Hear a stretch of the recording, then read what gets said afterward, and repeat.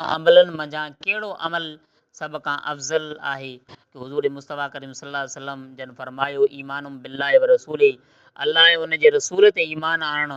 अर्ज़ु कयो वियो पोइ? फरमायूं कि अल्लाह जे वाट में जिहाद करणु।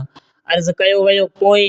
हुज़ूर मुस्तफ़ा करीम सल्लल्लाहु अलैहि वसल्लम जन फरमायो हज्जुम मबरूरन, मक़बूल ऐं क़बूल थियल हज टे नंबर ते सभ खां वधीक अफ़ज़ल ऐं आला इबादत आहे।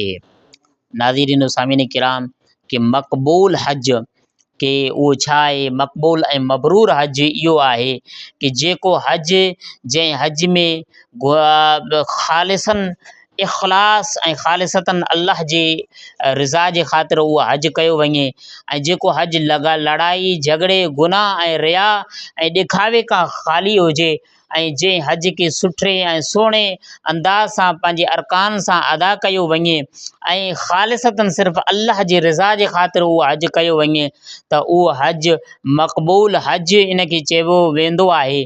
अल्लाह जे हबीब करीम सल्लल्लाहु अलैहि वसल्लम जन फरमायो कि मन हज, जेको शख़्स हज करे उन खां बाद में अल्लाह जे रिज़ा जे ख़ातिर हज करे त उनखे छा मिलंदो?